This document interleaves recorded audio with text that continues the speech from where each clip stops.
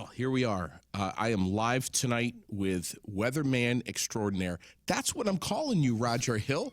Like it or not, buddy. Welcome to Air It Out, my friend.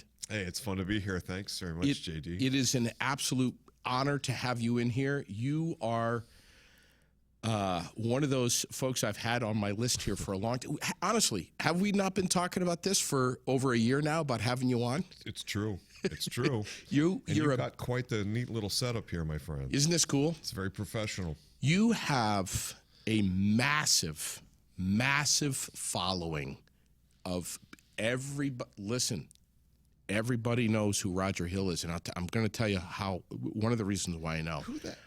I'll tell you why. I'll tell you why. Because I'm always up at the nursing home where my dad is, and I'm always talking with the folks up there about the weather, and they all want to know, what is Roger Hill saying? And of course, this is the reason why you're so well known, especially with a demographic like that, is because you've been part of the Radio Vermont family for billions and billions of years. It seems like, yeah.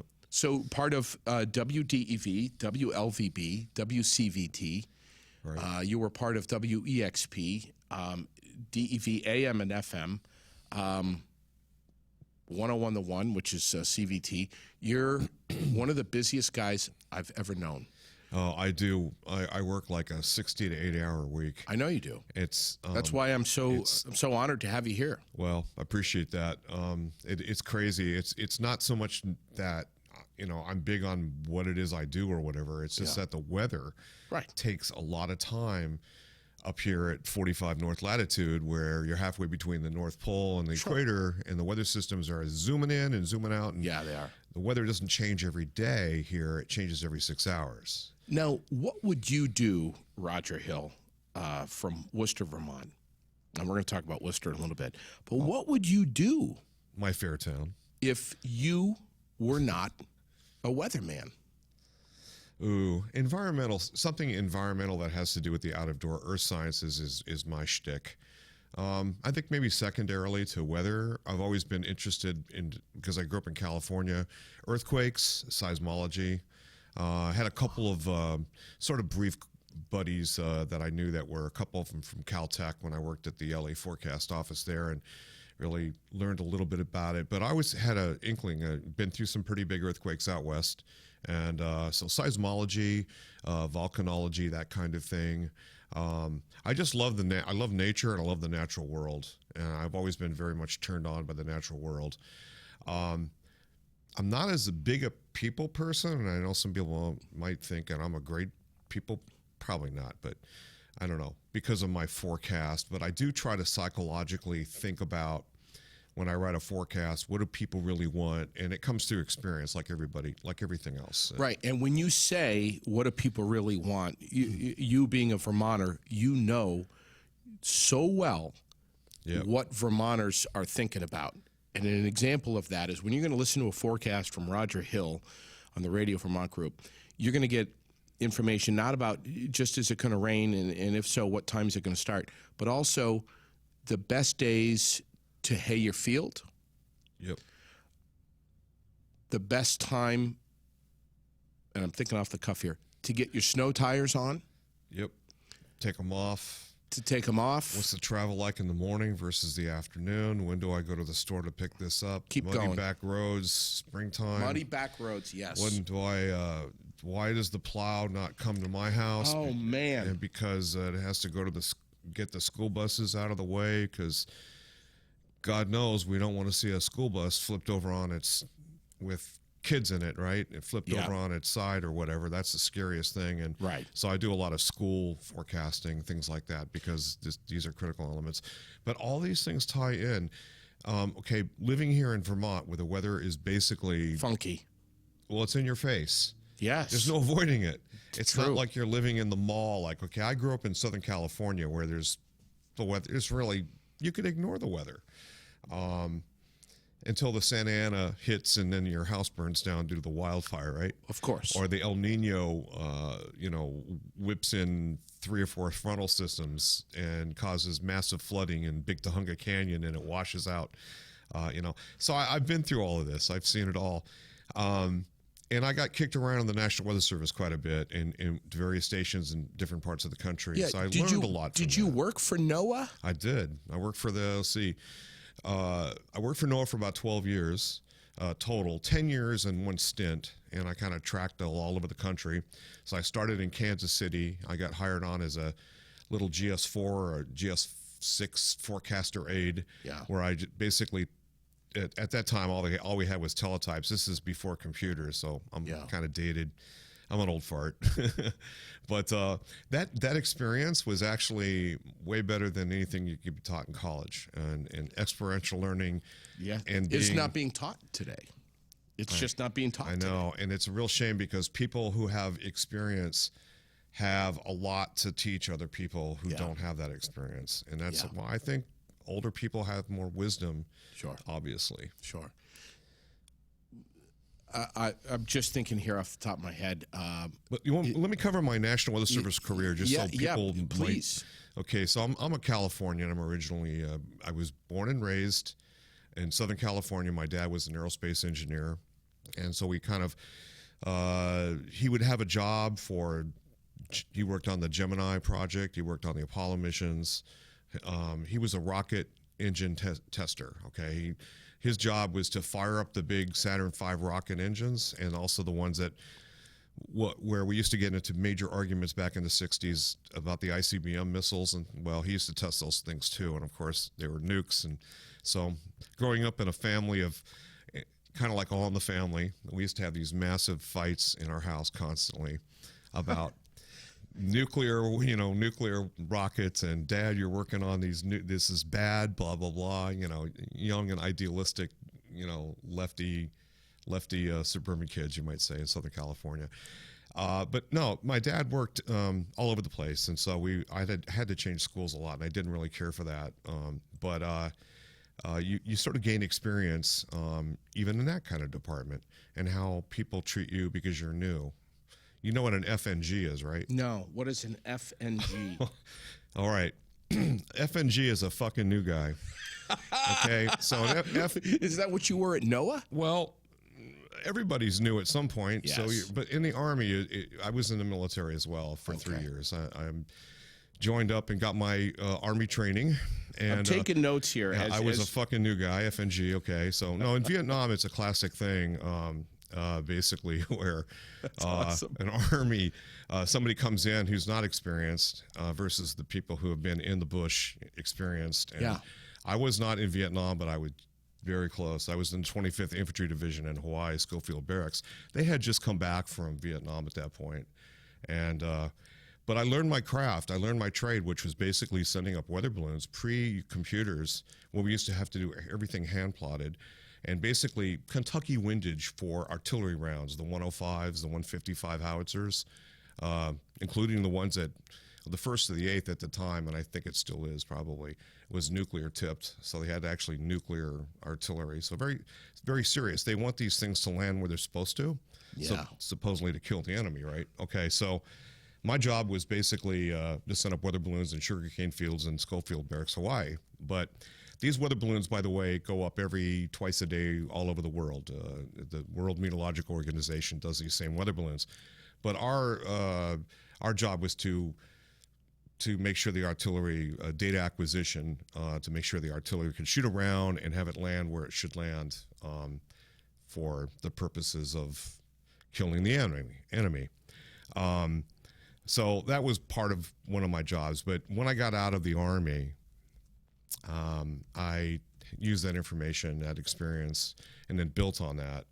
Went into the National Weather Service at Kansas City, Missouri. Worked at, it was an old, the old setup was called the Severe Storms Prediction Center. Not the Storm Prediction Center, but Severe Storms.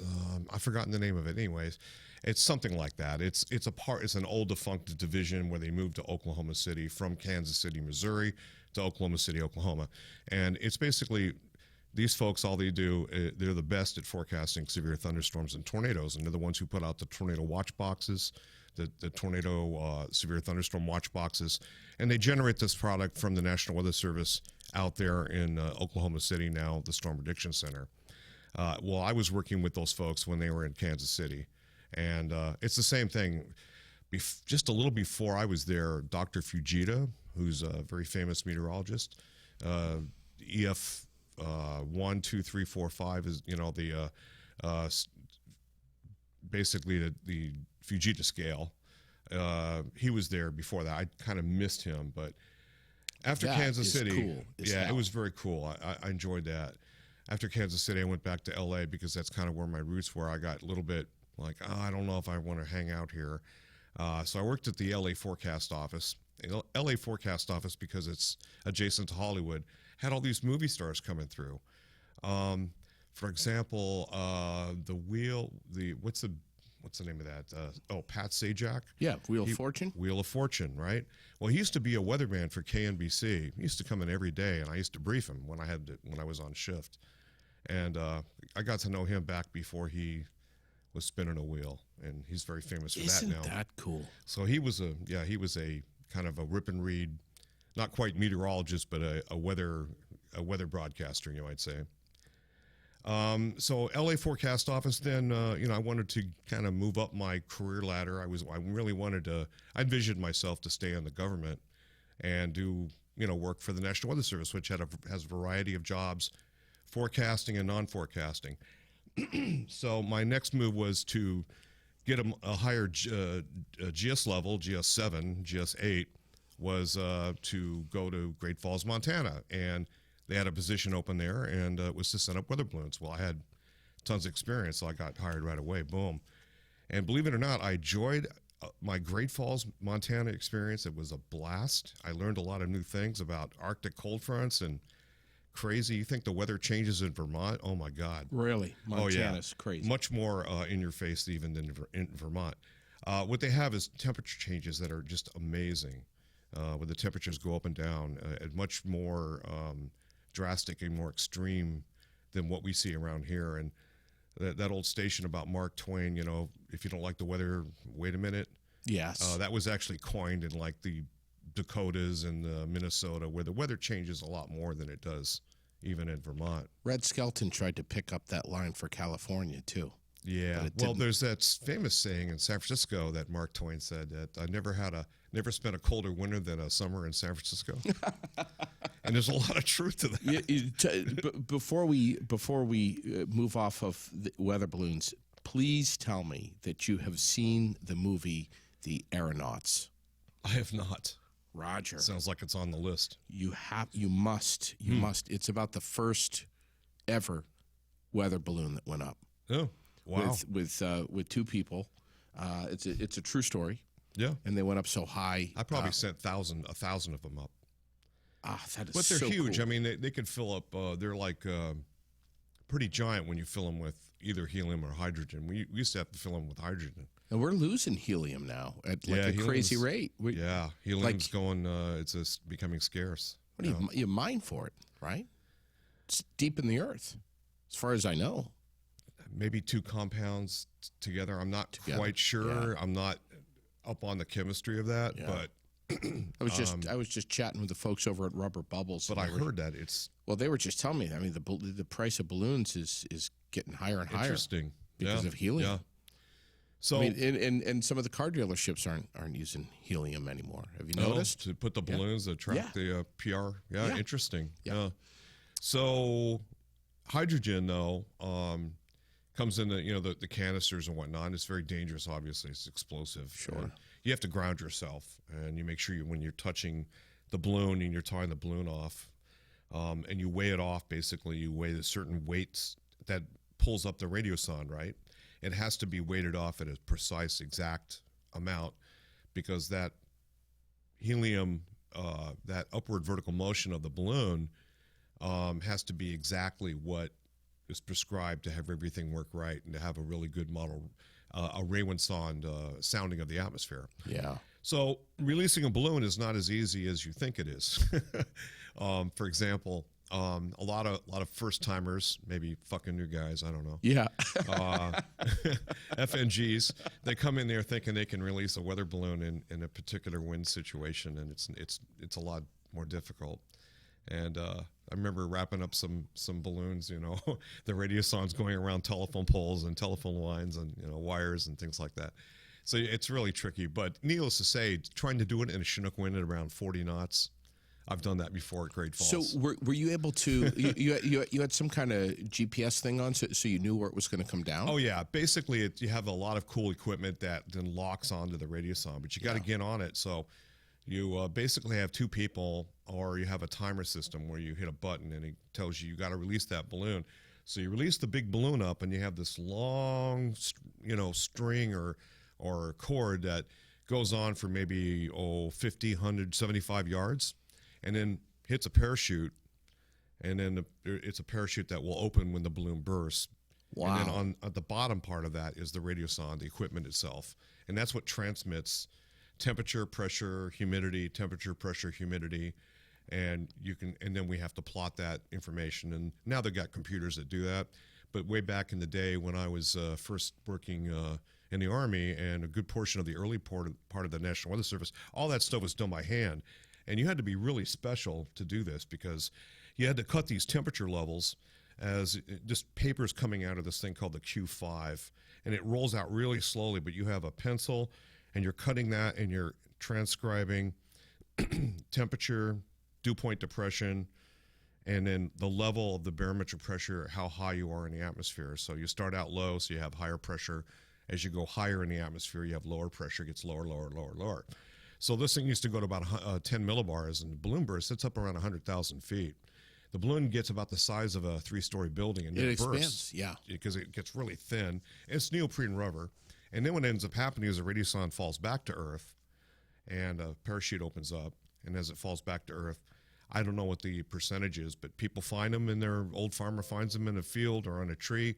It's got a mailing thing where you put it in like a box, a mailer box, and you ship it back, and they either reuse it or they don't. Most of the time, like all the balloons that are released every day, twice a day around here, they're out in the Atlantic Ocean. Sometimes they're maybe in northern parts of Canada or Greenland or whatever. But the upper air balloons, the weather balloon is very interesting. But that's how I started in the U.S. Army. Why? Because Kentucky windage for artillery around is called. I was what they call military ballistic meteorologist, crewman, which is it's a technician job generally, but that's just one aspect of. And by the way, those balloons, still to this day, although they're accompanied by all the other technologies that have developed over time, well, those balloons today are the basis for all of our upper air models. So when I talk about the computer models being screwed up, all of these guys are sending up weather balloons every 200 miles. There's like a grid point all over the world, not just here, all over Canada, all over Europe, Russia, China, Africa, as many places. Try to leave as least amount of holes. And all this data is taking a snapshot. That snapshot of that meteorological sounding of the atmosphere then goes into the World Meteorological Building in Washington and in Maryland. And it gets basically transcribed, and that's where they make the models, and they run the equations from there, the differential equations, which are what the computer models are. So all of the weather forecasting is based off that snapshot of those balloons. Well, now we got radar, we got satellite telemetry, we got a million things. We got vertical and horizontal. We know a lot more stuff. LIDAR, all kinds of interesting new technologies, and a great mesoscale system of observations that are on the ground where people use their private weather stations, and a lot of utility companies like Velco, the company I work for, or contract for. That pays for, it sort of got the ball started on adding a lot of data holes that we didn't have. We got like Montpelier, we got like Burlington, right? Different airports. What about Waterbury? Well, we got AOTs generated a lot of these instrumentation. All of this stuff now goes into the models, goes into the computer systems that it's compiled and broken down, and then it spits out a computer forecast from model, 3, 6, so forth, 12, 24 increments, whatever. What's amazing is how fast you convey information. First of all, you and I have shared the airwaves in terrestrial radio for a couple of years. So I feel pretty slow about it myself, but well, let's. I mean, back when I was working at WDEV in the late '90s and at CVT 101 The One, you'd be on the air with me in the morning. You had to convey a very, at times, a very time-sensitive amount of information so quickly to a listener live on the air.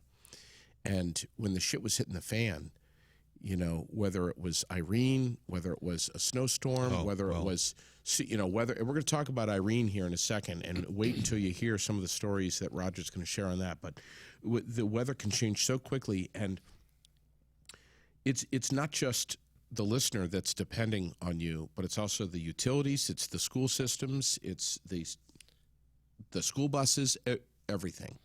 I'm a weather hazards guy. You, is it fair to say, Roger, that you are helplessly obsessed with weather? Oh, yeah. Oh, yeah. Even, look at, first thing I do, I wake up in the morning. Are you a geek? Are you a weather geek? Oh, yeah. Weather nerd. Everybody who does meteorology is a freak. Is a geek, absolutely. Because do you consider yourself like a mad scientist? No. I got to get over. I don't know what that sounds more like a mad scientist is you're somebody that's in your domain, in your home. I'm guessing your weather station, if you will, or whatever it's called, is in the basement. I don't know, but I imagine you. It's a kind of like part basement with a slider that goes outside, so I'm in and out, in and out. I've never been over to your place, but I've imagined. You're welcome to come by. I imagine seeing you in what the inside of like the space shuttle. I see hundreds of thousands of monitors everywhere and lights and the lava lamp, and I see you as like a mad scientist. I sit, you know, I have my situational awareness station, so I'm sitting here. I got desks around me. Is your wife allowed there? Is your wife allowed in there? Yeah, but I discourage anyone from messing with my computers because it's it's very only I know how to operate. No touchy. I have a cursor. Well, for example, I can move my mouse all the way around my head into about 10 computers screens all around. That's so awesome. Well, I have to do that, and because I'm working with a lot of I'm looking at different angles, and I have to look to put fluid dynamics all together. You really have to be situational awareness. What time does your day begin? What's a typical day for Roger Hill? Wintertime about 4:45. Well, like I say, even on my vacations, though, I go down and I check my models to see what the weather's doing, just to see what my day's going to bring. That's obsessive. So I only do that. It's obsessive. It seriously is. And you could talk to my wife, and she would tell you, "Oh yeah, he's married to the weather, not to So her." when you've been on vacation with your wife, somewhere tropical, you're laying on the beach, she's enjoying the sun and a pina colada. You're thinking about the barometric pressure? No, I'm thinking about the cumulus cloud over there. Is it gonna glaciate? And I'm gonna see an anvil, and then maybe look for a rain shaft. Oh my God! While sipping on your daiquiri at the same time. Oh, absolutely. Yes, of course. Maybe even doing well. So, only what they allow you to do. How did you? So, I've always been curious. How did you get roped into Radio Vermont? Did they call you one day? When did that happen? 60s, 70s? Oh no! How did you get? I only got here in '86. All right. Well, so how did you get on the air? I'll just run them real quickly, but there's stories behind every one of them. So I was as I mentioned, I was in Kansas City. Then I went to the LA Forecast office. Spent a couple years there doing the Hollywood. Like I briefed Peter Frampton when he did a movie. He's a real little guy too. I never knew. Wait a second. And I'm also a drummer, and I'm into rock and roll. I know you are. And all that stuff. I know you are. We were going to talk about that, but I'm a crazy Frampton fan. You know that. Oh well, so they did this. He had this part in him, and I don't think I've ever actually seen the movie, but I had to forecast for Warner Brothers, I believe it was. I'm just a dude on a National Weather Service shift that Peter Frampton and a couple other people come walking in, and it's like, that's Peter Frampton. It's like, yeah, that looks like Peter Frampton. Wow. Yeah, thank you. Yeah. So anyway, they had something about a balloon, a hot weather balloon, and they had to have it just go just right, and they needed a certain wind direction. And so I looked at the models, and said, well, it looks like the winds are going to do this. And because I was pretty green at that point in time, I had to check with the other older time forecasters, the older guys, and say, look at the southwest wind, looks like about 10 knots, no problem. Let's see, look at the upper air sounding, the same thing, weather balloons thing. Looked at the latest sounding out of LAX, and it's like, okay, there's, a little bit of a wind shift here, and it goes up 1,000, 1,500 feet. Let's see, Hollywood's about 400 feet, MSL, blah, blah, blah. So we're plotting all these things because they had to have it just right to have that balloon do what it was supposed to do when they were filming it. Yeah. So those are the sort of, site kind of forecasting things that happen. And the movie industry is amazing because they need that information. There's a million niche meteorology things that people just look for them. People need to know what is it's going to do at this time. Yes, and it saves manpower money and blah blah blah. The crews and all the gaffers and this and that. So my at that time I was just a dude on shift at the National Weather Service, and here comes Peter Frampton and Warner Brothers, and they needed this information. I did it, and that was cool. That's just like one of the small kind of daily things that you do, and you go, oh wow, I just contributed to that movie. I can't wait to see it. I never actually saw it, but Peter Frampton's in a hot air balloon on one of these movies. I can't remember. So anyway, needless to say, so L.A. my little life thing, where I really learned my trade, is I went to Great Falls, experienced Arctic cold fronts in the winter. It got down to 40 below, I think, one morning. And then the temperature went from 40 below with a Chinook wind. It downslopes off the Rocky Mountains. And these winds blow like crazy, 30 gusts, 45 maybe. And it's a warm wind. They downslope off the eastern slopes of the Rockies. They're called a Chinook. And a Chinook means in Lakota, I believe it is, the Sioux Native American Sioux Indians, is a snow eater. And that's what they call it. Snow. When the wind turns out of the southwest in Great Falls, Montana, and places like Calgary, Alberta, and all the way up to Edmonton and beyond, snow eating wind is a southwesterly wind that just warms up like crazy. And a lot of times we get our actually warmer air than when it comes in from Vermont. Sometimes it comes via Canada, not from the south. Isn't that interesting? Yeah, and it comes off a Chinook. So I've heard you say that. A couple of weeks ago, I think it took place sometime in mid-February. So anyway, yeah, so that's an example. But okay, so I went to Great Falls. Then after that, these terrible, evil Washington people used the National Weather Service and its employees, who are just normal people who are just doing their job, as a pawn. And they closed the station. They tried to close the station down because when they close the National Weather Service station down, it makes everybody, all these niche uses, in the government, that's gone. But they want to save money, and they wanted to make a point. It's like, look, we're going to close the station down. So I had to go. I had to move. After just being there for 6 months, I would have stayed there, a lot longer. I would enjoy my little bit of my time there. And immediately east of the Rockies in Great Falls, Montana, is a very interesting place. It's a very dynamic place. People are friendly. I enjoyed it, made good friends, and I floated down the Missouri River in summer, and what everybody does. And it's a wonderful place. It's a great little American city in the middle of Montana. That gets very cold in the winter, obviously. Yeah. But I had to move, and so a job came up in Ely, Nevada. I did not like Ely, Nevada, even though Ely, Nevada served its purpose for me. I can't say, looking back at it, that it was a bad choice. But I was only there for about 1 year, and Ely, Nevada is another upper air station because, again, that was my experience. So I got a job setting up weather balloons, plus, forecasting for the particular county. I forget the name of it. That Ely, Nevada is in. But if you know where Ely, Nevada is, it's out in the middle of nowhere.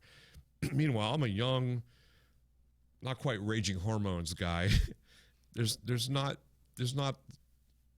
there's not the scene for young people there. There's not a lot of women. Let's put it that way. They have other things for women there that is legal, but that's just not my thing.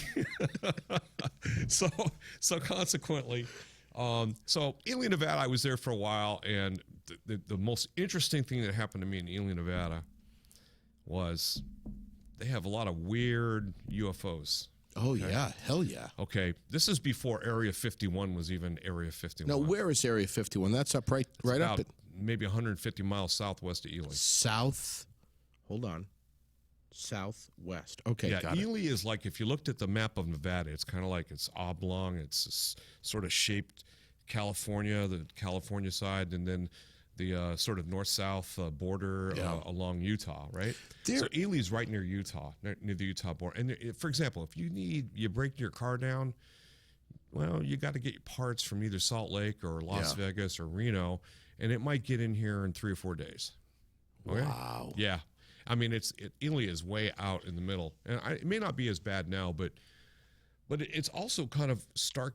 It's got some stark beauty to it. It's about 6,500 feet elevation, so it's really high up already. And I remember I was running, a mile a day or something at that point, and I was like, wow, when I first started, I couldn't breathe. Obviously it's altitude. But you get used to it. Boy, you get really healthy at high altitude like Isn't that amazing? If you're adapting yourself toward it. But Ely was just not a good scene. I'm pretty much an environmental kind of guy. They're pretty much very redneck, and I think I was a member of the Sierra Club, and if anyone would have known that, they probably would have blown my car up. Okay, so it was just not my political. It's not my political leanings. I'm a kind of a general leftist environmentalist. Commie pinko. I'm not a communist, but needless to say, some people may regard me as that. But you know what? I don't care. As you get older, you don't give a shit. Well, good for you. Yeah, fuck them. Yeah. So that's my attitude. That's how I feel pretty much nowadays. Anyone who's listened to you on the radio knows that you've got some very strong opinions about yes, the weather, the environment, and we're going to talk about that tonight. But I just have to know, was Nevada the last stop before Vermont? No. Can you? There's quite a few other stations, but I'll. How did you? Yeah. So I got in Ely, and I was there for about a year. I had one really weird UFO story that if you want to hear that real quick. I want to hear it, but first of all, before you tell me that story, I want to know, you're already at 6,500 feet, so you're high. Yeah. Were you also getting into some of those funny twisted cigarettes? Oh no, I think we did that basically when I lived in California. Not any more than anyone else. So tell me. And I can't, when you're focusing in scientific, the world, you really cannot. There's parties, playing hard and working hard and then playing hard is okay, but yeah, so no, I mean, I'm thinking of the Phoenix Lights. I'm thinking of. I got a story for you. Yeah, man, I want to hear it. I got in trouble for it actually because I had to actually shut off an upper air run.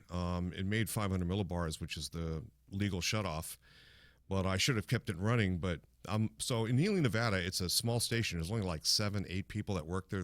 That's it, and you're right adjacent to the pilot briefing of the FAA. So it's you and the FAA folks, but they shut down when 10 o'clock or something, and they're done. Well, I work at a midnight shift, and this happens a lot out there. It's crazy stuff. They see things in the sky. Oh, there's funky shit in the sky. No, I'm talking about like blurry purple turning green and sometimes flickering and weird stuff that does not look like your standard things that we think of as a flying saucer UFO. But my experience was I was taking so many phone calls from everybody who was calling me, the state police, and saying, we got weird things out here. People are seeing purple spots over the Shell Creek Range, and I'm not going out there, and I'm trying to look, and I never saw nothing. But I fielded about maybe 30 or 40 calls, and I called the supervisor. I had to wake him up, my boss, who was a really good dude. The guy was a farmer, had been there. Dave Brown was his name. He was just a really awesome MIC, meteorologist in charge, okay?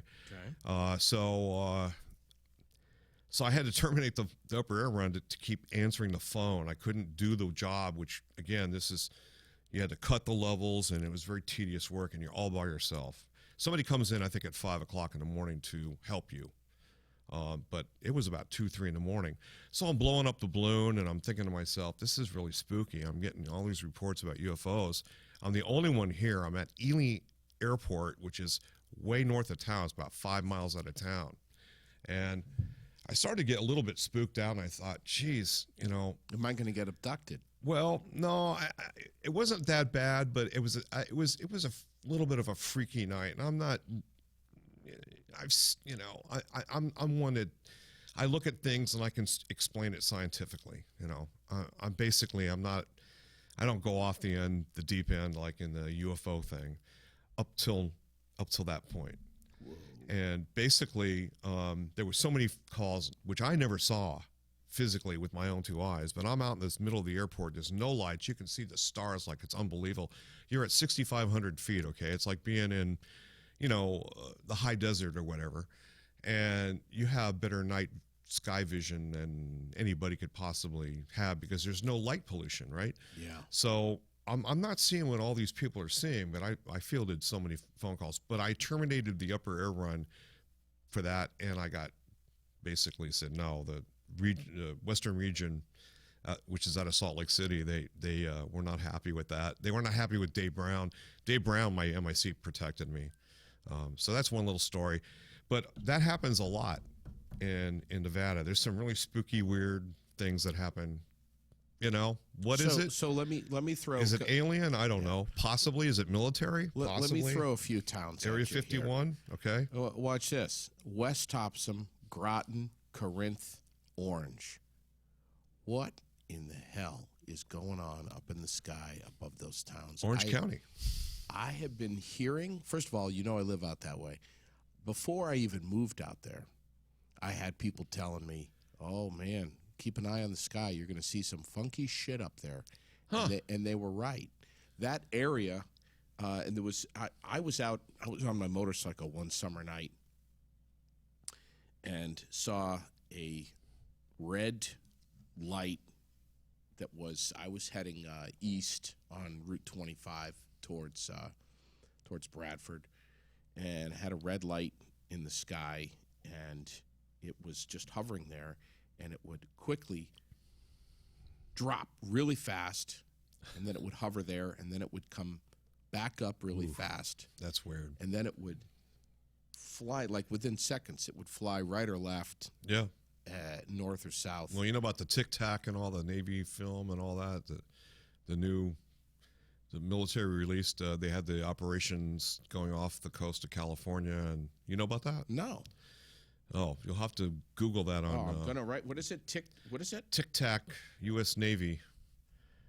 Tic Tac UFO, U.S. It's a little Tic Tac thing that's doing the same thing. It basically, it's quite. It's only even I think Joe Rogan they interviewed one of the guys, the pilots, who was on an F-16 that was chasing it.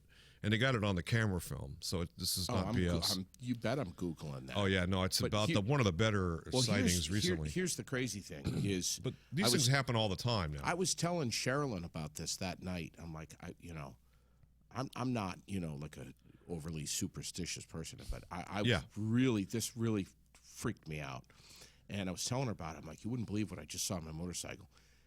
The next day, she saw something on the internet where someone was writing about it. I don't know if it was on Facebook or what have you, but someone in Bradford saw the exact same thing that I saw and was talking about it. You know about Benny and Barney Hill, And then right? the next, 2 days later, there was an article in a newspaper somewhere in the, I can't remember which paper, that confirmed it, that was somewhere in the Connecticut River Valley, right around, could have been St. Jay, it could have been the Bradford area, the Gazette or whatever it was.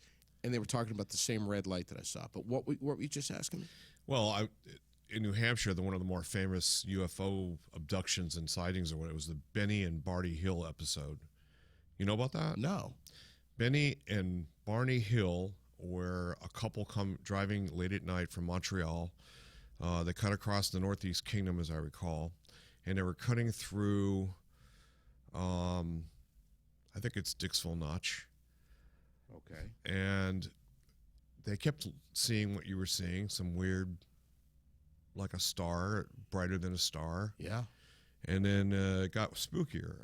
They noticed that the star was getting closer and it was following their car. And they happened to be the only car going through. This is back in the 50s. Okay. And they lived in New Hampshire. I forget, Exeter. They're from Exeter. Benny and Barney Hill, Exeter, New Hampshire, 1950s. Well, that was one of the first big so-called abductions. My Ely experiences, I'm thinking it's military, or they're, it's military and they're testing a new thing that does crazy things, and it could be that it's military. Maybe it's UFO. Maybe it's something that's alien technology that they either crashed, they got, or they shot it down, and they're testing it. But I'm not a big conspiracy kind of guy, but I've seen some strange things because I do look at the sky a lot. And anybody who's a weather observer, or anybody who's a pilot, anybody who looks out the window a lot at the atmosphere, once in a while will see things they can't explain. A few years ago, we were sitting out in the backyard having a bonfire late at night. Look up, we see this bright white light. I mean, it was much brighter than the headlight. But was it Venus? No. Because a million people I get email, and they look at the western sky and they go, God, that looks bright. No, we found out what it was. It was moving. It was incredibly bright. I've never seen anything brighter. There's more water right down there next to I'm good. No, I'm fine. But it was the brightest thing. I mean, I could not believe it. It was like I was getting blinded. And it went moving across the sky, and then the light just went out. And we freaked out. It was like 10:30, 11 o'clock at night. We went inside. We Googled some UFO organization in California. You can report on these things, and it's a very scientific. It was like the national UFO. You got to have the time, what you saw. Yeah, that's what we did. So we called. We left a voicemail, and like 15 minutes later, this guy calls my house, and he talked like this. Hello, and I was like, pooping myself a little bit. I'm like, oh my God, is this like, who is this dude? This guy sounded scary as hell. Was it related to what you saw? No, well, he was some UFO expert out in California. Oh. He called me back. He wanted to know exactly what town we were in, what zip code, what time it was, which I knew because I actually looked at my watch, and he's like, I'm going to look into it, and he called me back. And he said that it was the International Space Station. Yeah. That was passing over us at that exact minute. And so let me explain a little bit about that, because that was so freaking cool, man. And that happens a lot. And but if you know what you're looking at and you see a satellite that's lit up in the sunlight, right that's about exactly evening, what it was. That's why it was bright. It's it was dark the sun. where you are. It was but the way sun up there. It's all there. It's in the sunlight, right? Yeah, right. So it lights up very, very it's like bright, a mirror. brighter like than a star, like maybe 2-3 times a star, maybe. Yeah. And of course, you can see it moving. Yes. And so, if you see it moving, you can go and Google satellite ISS, location. Where is it now? And it'll show you the trajectory in the map and when it's going to come back around and circle the Earth in 6 hours and it'll be back. Sure. But of course, by that time, the Earth is casting a shadow and it's near midnight. It'll happen again early in the morning when the sun, angle is such, and then of course the sun will come up, and you're not going to see that anymore. Of course. So that's the general cool. scenario, or whatever. But my Ely experience, I never actually saw it, but I fielded so many calls from state police, official people, many residents, wondering what the hell this purple fuzzy thing was over the Shell Creek Range that was stationary for a good 2, 3, 4 hours. Never heard the explanation. Now, as we know, the Nevada test site is a couple 300 miles southwest of there, Beatty, Nevada, and this is where Area 51 is, not very far away from that. It's a little east of there, a little closer to Ely. So if you look at a map of Ely, Nevada, you got Tonopah in the middle of nowhere. You got Austin, Nevada. It's out in the middle. These are little podunk mining towns, basically. There's not a whole lot out there. How do you spell Ely? E-L-Y, Okay. Nevada. And it's an interesting location just because if you want to get away from people and all, Yeah. Ely's a place That's it. to go to. Yeah, Wow. no doubt. So from there, I got tired of being there, and it wasn't a bad place, but I wanted to go to a better place. So I had a friend who I was with that I had met in Great Falls. He went to Bishop, California, and Bishop, California, for the National Weather Service, was a pilot briefing station. They had 2 county warning responsibility, so we, flash flood warnings and stuff. They had some extra help that you helped, I think, the Reno forecast office for avalanches and things like that. But the main duty there, we did a lot of pilot brief and forecasting for the, do a lot of radio work, kind of like the local radio station would call up the National Weather Service guy, and you'd read a script, and it would run on their news segment and this kind of thing, and that's pretty common. But the thing that I did in Bishop was pilot briefing, and pilot briefing is a whole nother deal. And these are people who come up from LA, who go skiing at Mammoth. And Bishop, California is not that far from Ely, but it's in California in the Owens Valley. The Owens Valley is very famous for its Sierra Wave. The Sierra Wave is where they set the soaring records for the height, how far one could soar, and how high a soaring Isn't that sailplane can get up high. And also, then they did hang gliders. And I briefed the hang glider group, the team, that I think set up the all-time world's record. They went from Bishop, California, all the way to Ely, Nevada. How many miles about? Something like 350 miles. That's crazy. Yeah, that's in a hang glider. And these are people they have oxygen, they have suits, cold weather suits. So they had the state-of-the-art stuff. And this hang glider, it looks like not like a regular hang glider, but special, right? So what they do is they get up on they don't tow plane these things like they do a glider. The hang gliders, they climb up the mountain, they go up the White Mountain, which is on the eastern side of the Owens Valley, and it's another 14,000 foot peak. So they go up about 10, 11,000, I forget the jump off point, and they jump off and they catch the winds. The thermals, and then they send them up, and they go up to like 20, 25, 30,000 feet, and then they catch the jet stream, and off they go. And they set the new record. So that was but I got to say, so awesome. So incredible stories in Bishop, California, just my 2-year stint that I was there. So how did you get to Vermont? Well, let me get to that. I'm not done with my travels and tribulations because of politics, because of what Washington, D.C. and their political bullshit and using National Weather Service employees as their pawn. Oh, yeah. So what do? They cut the station. They cut Bishop. Ronald Reagan, got to save tax dollars. We need more money for the hoarding pigs of the rich. Sorry, but I'm a Bernie guy. And I have no apologies either, folks. I don't think anybody needs to have an apology for I know. having an opinion. It used to be that way, but man, like listen, I said. Listen, we live in America. You don't have to apologize for your opinion about anything. So they cut the station. The federal government cut Bishop's statement, and the Congress, of course, they pissed and moaned. And 2 weeks later, meanwhile, I had to go elsewhere. They reopened the station. They had to get 2 more people to fill the station. So they cut the station. I was forced to move. And every time in the government, they call it a RIF. It's a reduction in force. The good thing about a RIF is that, at least in the Weather Service, and I'm not sure if this is standard issue, but it might be, you go up. You get a better job the next time. Sure. So your GS level goes up, and so I'm getting more.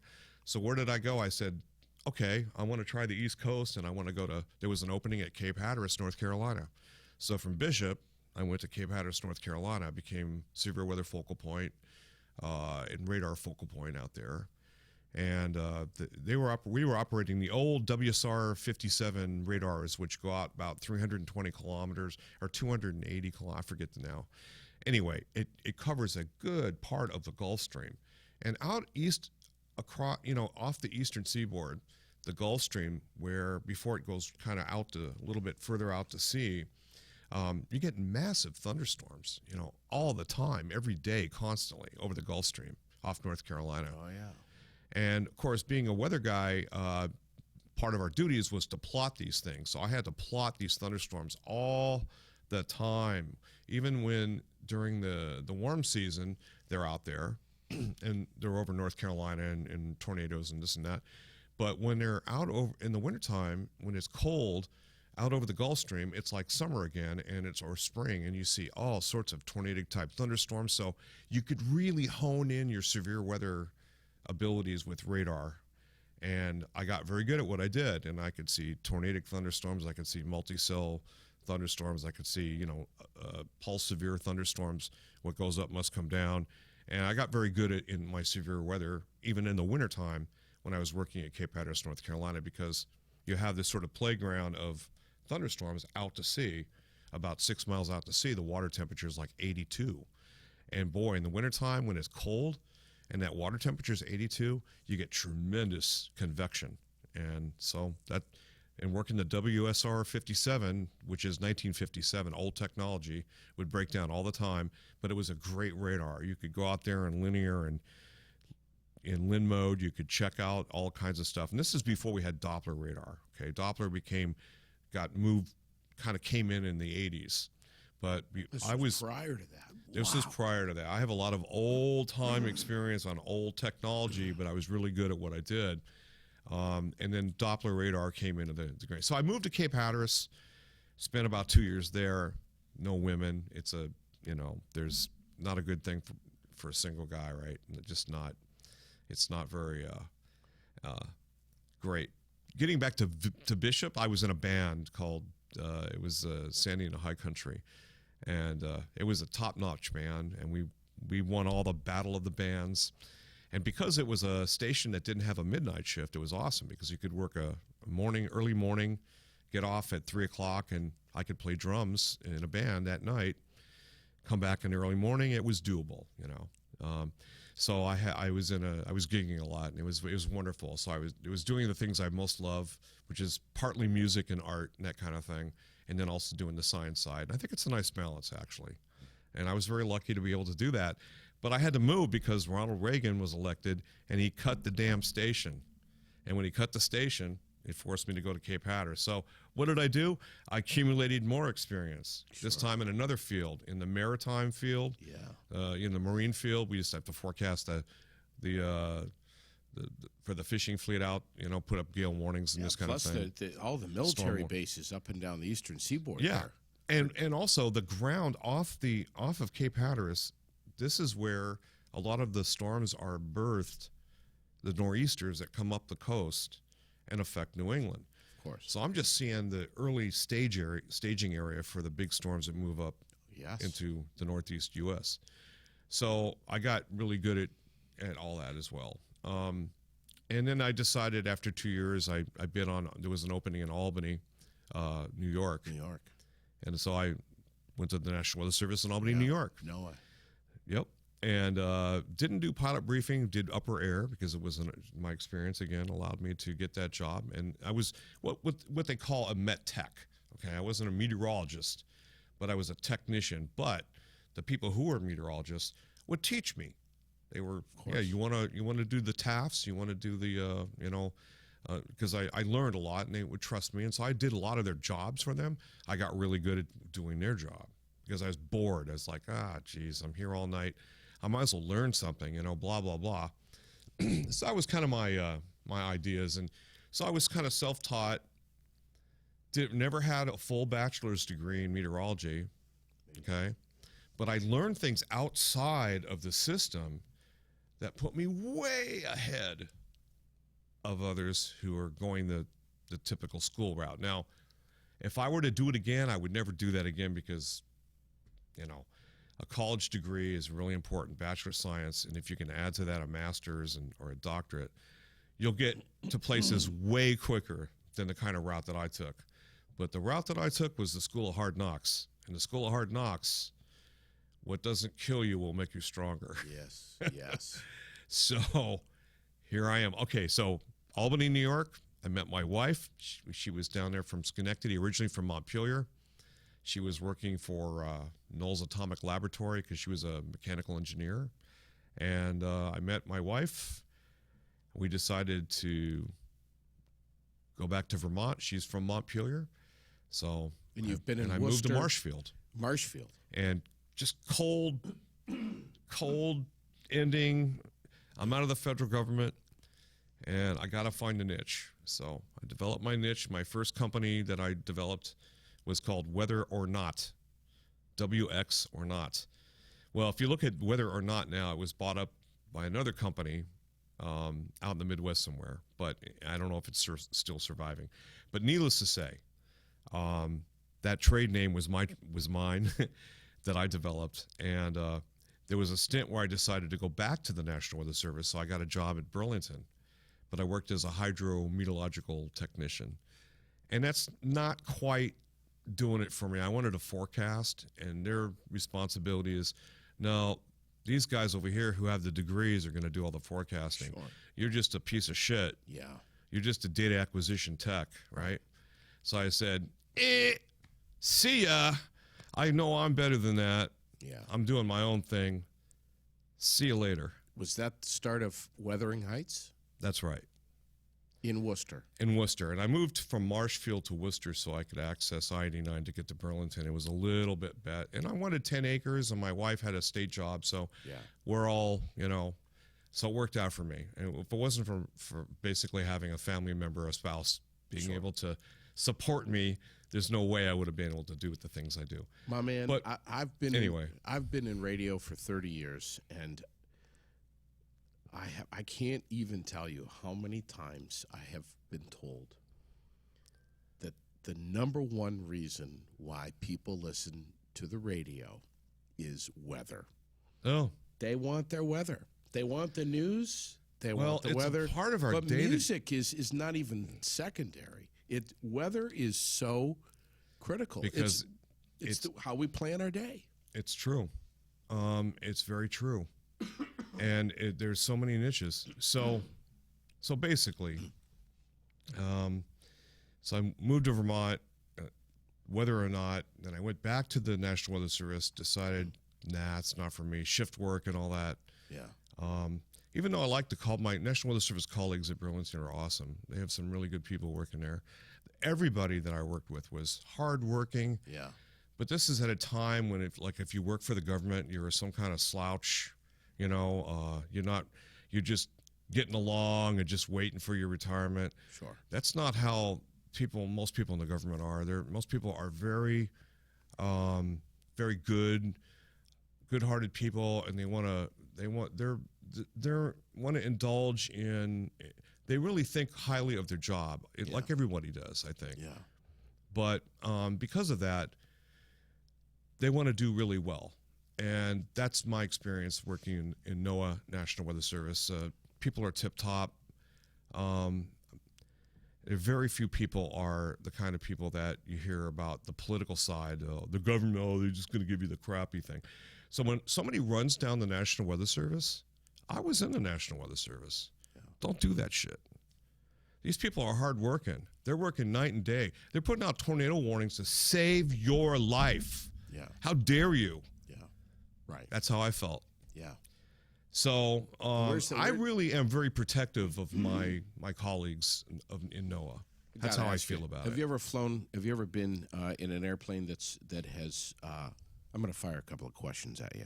That has ever flown directly into a hurricane, or directly into a tornadic thunderstorm? Nobody flies into a tornado. Nobody even flies into a severe thunderstorm with a mesoscale low that would do the kind of shearing that would cause rip the structure of the plane. Have you ever been in a plane that's a scientific plane that's flown right into a hurricane? I have not, but right I into did. The eye.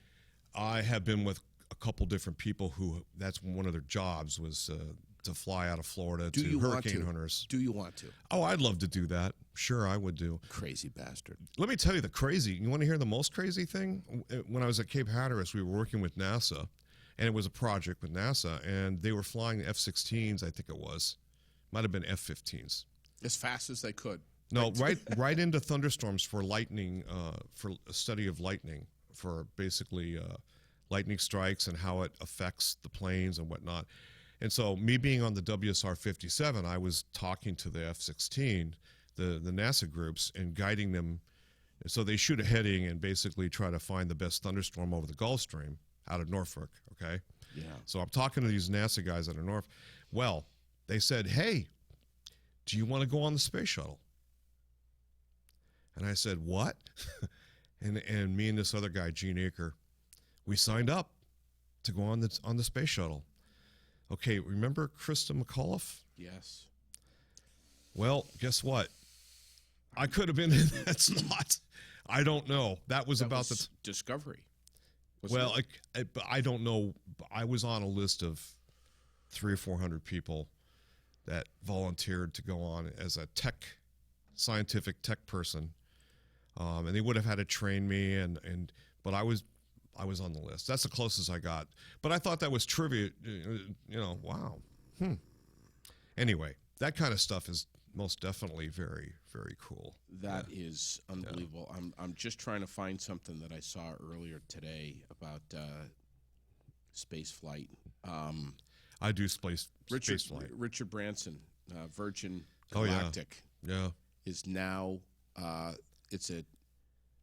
I've got the story here somewhere, but I know the basic gist of it is now doing space flight for regular Joes. Regular citizens here on Earth, no experience necessary. $1,000 deposit, and it's $250,000. Yes, and they shoot you up there, and you hang out for however long, and then they bring you back. Right. I don't have that kind of money. $250,000. So and they've got 8,000 people right now on reservation to go. There you go. So 8,000 people times $250,000. Oh, yeah. Richard Branson needs the money, buddy. Yeah, well. He only owns Virgin. It takes a lot of money to design these things that they're going to have this sort of space tourism kind of thing. Sure. And no doubt about it. But, yeah, I would do it. I mean, if somebody paid my way or the government did it, especially, if I worked my way through it. So what happened? You just got a phone call from Radio Vermont one day saying, "Hey, no. I wanted to get on Radio Vermont. I was seeking. So I was on WGDR. Yeah, in out of Plainfield, Goddard College. 91.1, and I did a weather show and we talked two of my favorite, most interesting subjects to me, in weather and politics. Right. Well, somebody heard it, and they contacted the New York Times. The New York Times did a big article on me way back when. And am I worthy for that? I don't think so. But at the same time, the article was on how this little Vermont town has this weather guy that talks weather for an hour and then talks politics. And it became very, very popular. And to this day, Bob Minzenberger does the weather. Yeah. He's a good dude. Yeah. He does the weather there. I was doing it before him. So when I worked in the National, I went back in the Weather Service. I gave it to him, and because he's from Plainfield, and that's his shtick, and that's his deal, doing the phones that he does, and then doing a few other radio stations. So consequently, but way back when, Stu Bouts and WGDR, and I still know there's still quite a few people that are on the radio now, still up there. That Alan LePage is one of my favorite, a good friend of mine. He's a good dude. Back in the 90s, when I first started working at WDEV, late 90s, I was only there for I think 4 years, I think.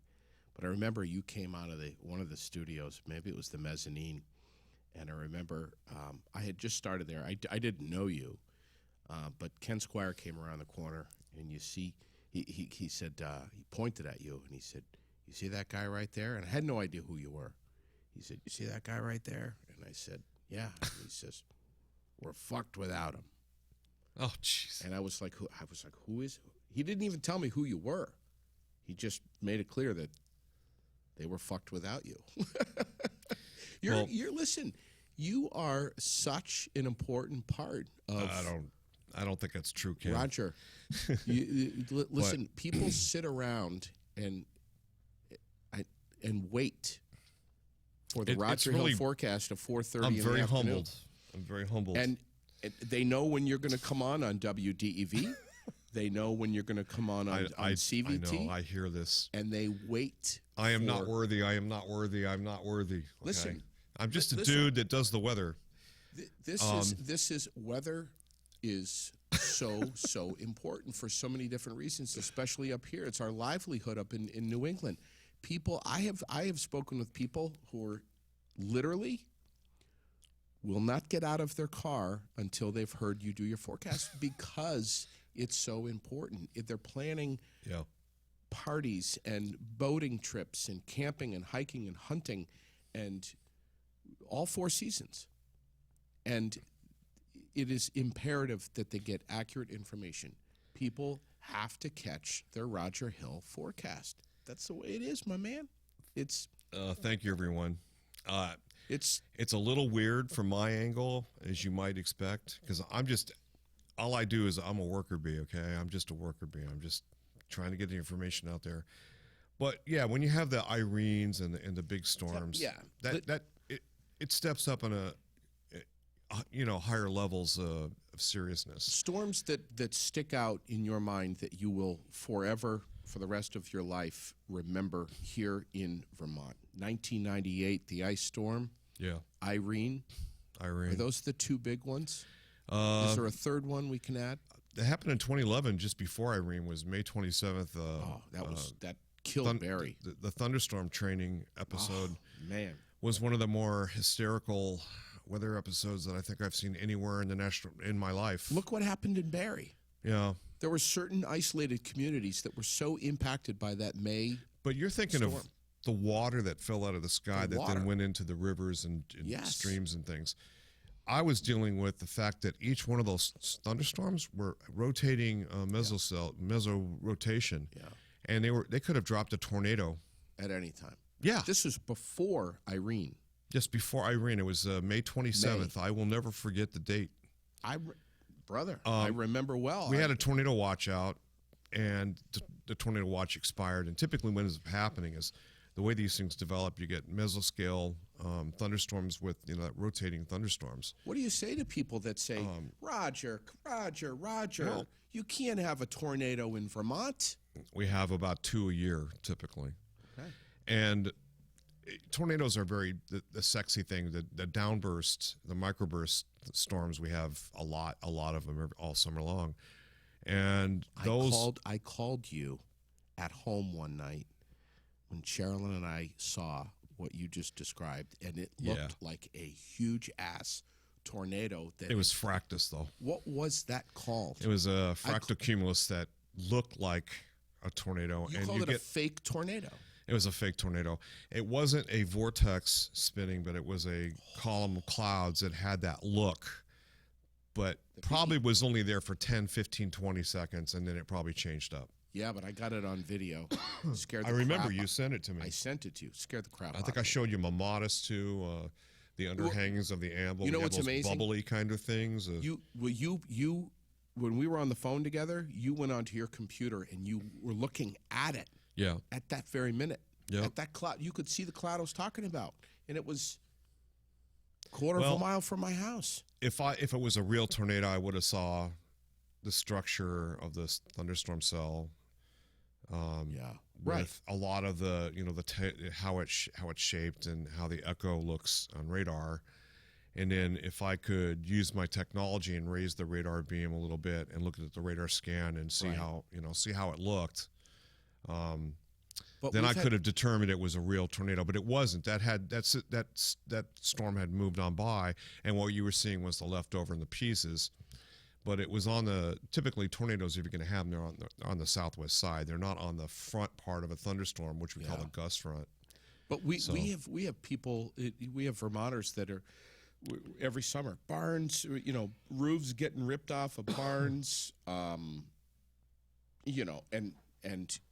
people tune in, man. They've got to listen to what you're saying. Is it a microburst? Is it just a badass thunderstorm? It's kind of what goes up, what comes down. I talked about pulse severe thunderstorms, and there's some days convection. You get all that surface heating, and you get the strong updraft. The updraft core develops cumulus clouds. The cumulus build into towering cumulus, and then the towering cumulus glaciate, like I talked about, and they turn into an anvil, and you see the cirriform top. And the jet stream hits that at the tropopause, and then extends that, it blows, it shears off the top. If you get the tornadic type thunderstorms, these things are moving typically a lot faster. You have very strong jet streams involved. You have a southerly flow with a northwesterly flow aloft, and it causes spin. That rotation. Okay? Yeah. And you have to have a lot of things to come together. And what messes up tornadoes here is mountains and hills, because there's uneven surface heating. Yes. Where if you have flat land, you get that even surface heating. And so that goes into the bulk of the dynamics to create that supercell. Where have you done tornado chasing? And tell me about an experience. Well, actually, I've done one. I was out of Kansas City. I went into Nebraska and Iowa, and I had forecasted that if I'd stayed such and such a time that I could see it after lunch, and then I'd be able to drive back to Kansas City and make dinner with my wife. And it was in Iowa, it was like southern Iowa. And I did. I forecasted that there could be a tornado there, the right setup. Damned if there wasn't right there on an hour after I left. So I missed it. Oh. So close. And with the great modeling we have now, the high rate, the higher scale level modeling, the 1 kilometer scale modeling, it's, this is modeling that's trying to imitate the atmosphere, and there's a lot of really good equations. And if the snapshot from the upper air, I was talking to the upper air sounding, if the snapshots are all good and all that data is accurate, and it's not missing anything, that model then it can be out projected over time through the equations and whatnot, and all the various things that go into it, can show a reasonable idea that you're going to see, something, a line of thunderstorms develop and pop, and then you're going to see them develop into bow echoes, and maybe you're going to get a couple supercells out of it. And I did. Then after that, I went to Nebraska, and I did hit a nice squall line, and I forecasted it would happen. And so I went into Nebraska a little bit. I think it was southeast of Lincoln. I'm not really big on my geography right there, but southeast of Lincoln, there was this kind of national park. And I thought, this is probably a pretty good setup. I got a nice western view to see these things pop. And sure enough, they're popping. And the models predicted this was going to pop. And there was a cap. And when you have a cap, atmosphere is capped off, you get this convection that goes roaring. Like, it all happens very quickly. And it was pretty cool. I mean, I was able to see that and predict it. And I just missed it for an hour in Iowa. And that same day, then I hit the Nebraska stuff. And like I say, if the models are really good and you know what you're doing and you got a good feel for that, you can do amazing things. I can so see you as a storm chaser. You have to do a lot of driving. I know, but I could see you doing it, man. Ass I off. see you in the van, screaming at the top of your lungs and driving 100 miles an hour and ripping cameras out at the last second and dropping tripods in a field. No, I see you. I could have done that, but I didn't have any camera equipment. I'm not quite JD, so I have to tell you, we're going to wrap up here, but it's been a fast hour, my man. I could talk with you all night. I love taking photographs of clouds and texting them to you and saying, what the hell is this, washboard stuff or whatever, and having you explain it to me. It is so fascinating. The weather changes so fast here in Vermont. WeatheringHeights. That's right. .com. Yeah, if you go to weatheringheights.com, it'll take you to like a, forget the name of it, front page or something like that. It'll take you to another site, but that's it. And I get a lot of people who, when I do my climate talks, I just did one in Jericho, and also did one in Randolph last weekend. Jericho on Monday evening, two evenings ago, and people say they go to my website. I go, what you listen to me on 101 The One and WDV and WLVB, and they said, no, I check you out on your website, and these are people mostly in Champlain Valley. Yeah. So. Who knew, wow. So, well, your site says ever since he witnessed the power of a Yellowstone thunderstorm as a kid on a family trip, Roger has been awed and amazed by the weather. He first learned his trade in the Army in Hawaii and worked for the National Weather Service in diverse stations L.A., Montana, Cape Hatteras, and Burlington, as we talked about on the show. Yep. And also contracts with Velco, the company that provides the backbone of all Vermont electrical utilities, and freelances for local municipalities, schools, outdoor event organizers, and maple sugars. We just had, what the hell is going on right now, buddy? The end of February, we got the SAP running last weekend. I haven't had a lot of people get back with me, but 50s? I had SAP run. I had a pretty good SAP run. Were we into the 50s on the weekend? I think so, 54, 55. And guess what? It's going to get cold this coming weekend, and after that, it's going to warm right back up in the 50s again. You heard about the rock ledge that just gave way yesterday? I hadn't. On Interstate 89 over by Sharon. Oh, A big part of the interstate over there collapsed, similar to the exit 61, but nowhere near as big. A car was damaged, nobody injured. But I was talking about this with my dad this morning. I'm like, look at, we've had these hard snaps this winter, but they've been short-lived. Right. We've had 3-4 days, 5 days of a real intense snap, right, and then on the backside of it, we're into the 30s and upper 30s and sometimes 40s. This is a function of climate change.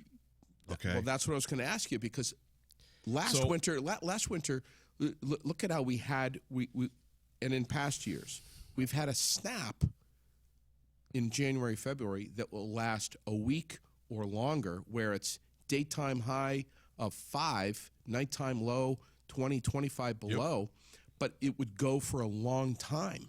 Right. Look at these short snaps that we've had this winter, and now it's like, are we going to have an early spring? What's going on here? I mean, wow, I would say, man. well, it's a function of climate change, because there's a lot of variability. We're getting these big extreme oscillations, right? These roller coasters in temperature, and what that's doing is it's causing a lot of storms we've been seeing. Of course, are what? What do we just have? Rain recently. I know. Today, right? So rain gets down to the cracks in asphalt. Have you noticed how bumpy the roads are? They're insanely horrible, right?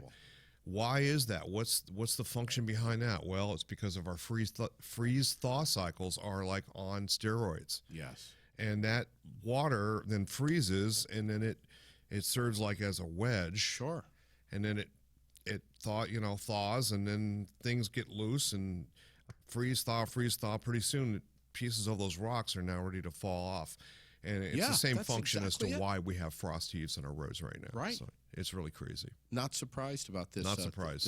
This landslide, a rock. And there's been actually with climate change, this function of freeze thaw is happening even far worse in our northern climates. Northern Alaska through the Inuit country in Canada, and certainly Siberia.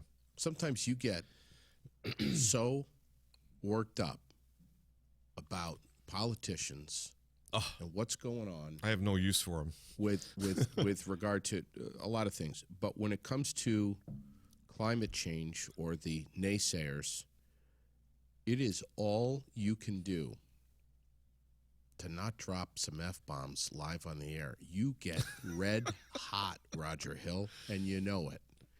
Yeah, what do you say to people, my friend? What do you say to people who have pushed back on you and said, climate change? A decade ago, there was a lot of that. Is it man-made, or is it just the world? Well, there's still people hanging on to that, and they're on a worldview that they're not ever going to. Is this just Mother Earth going through menopause? Well, there's always been natural variation. There always will be, and there always will be climate change. The problem is not the natural climate change. It's the speed at which we're warming right now because of man-made climate change. You've been up to Alaska a couple of times. You've seen firsthand. So Iceland, the glacier melt. Oh, they're all melting very rapidly. Most of them. Is man doing this? Of course man is. Is it a combination of the two? Well, yes, we're putting way too much carbon dioxide in the atmosphere. Why? Too many vehicles? Too much population? It's not just vehicles. It's mostly coal-fired power plants and things that have been going on since the 1800s, okay? Cars contribute to that, and that's now actually just surpassed electricity generation. So consequently, electricity generation now is less than what people are putting out driving. So you know what I did the other day? I finally made the jump. Of course, it's very expensive. I bought an electric vehicle. Totally electric. Totally electric, 100%. Is that what you drove here tonight in? It is correct. You Gotta got see it. Gotta see it. A Hyundai Kona. It's great. It's fabulous. But I do get range anxiety, as they say, because I'm pretty green. Oh yeah, cool. Range anxiety. That's the thing with EV but you drivers. Got plenty of warning. I got to tell you, I love it. And you play around. It's like, oh, how much battery do I have? Can I make it? That's cool. And they got really good battery technology now, so their batteries are getting better and better and better. Yeah, and you've got plenty of warning that you need to find some place to plug in. Exactly. It's 100% electric. 100%. Not a hybrid. Not a hybrid. That's freaking cool. I got to see this thing. It's taken off, my friend, and it should. And hopefully the prices will come down. So people, what I would like to see is people be able to swap out a combustion engine, put an electric engine in there. Yeah. Without having to change the car. Right. And I think there'll be new inventions coming down the line of doing that. But everybody's going to have charge stations. And instead of having gas stations, we're going to have charge stations. Is the current Vermont government, are we in tuned enough as we should be to climate change? A lot of dragging of the feet because the arguments are Vermont can't do everything, and it should not, and it's true. But we need some leadership, and if Vermont could be a leader, California is pretty much the leader at this point. I think it was just up to the last legislation I had heard that we were the last New England state we were more fossil fuel oriented than other New England states, and we never were like that back a decade ago. So I think Vermont's lost a little bit of its zeitgeist when it comes to environmental leadership. But we can obtain that back, and I think we will, because all the climate change and topics presentations I go to when I present, people are very hungry for the information now. They want to know. Yes. They want to know what's up with this climate. They want to know what's up with their infrastructure. Of course. And, we got to watch it. We're going to get floods that we've never seen.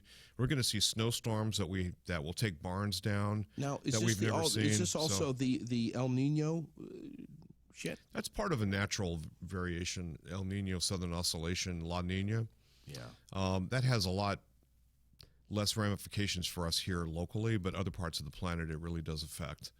But we're seeing stronger El Ninos when they do happen now, and this is all function of a warming planet, and 94% of that energy goes into the oceans. So think about that. We're only seeing 6% go into the land, and 6% go into the atmosphere, and look at what we're experiencing already.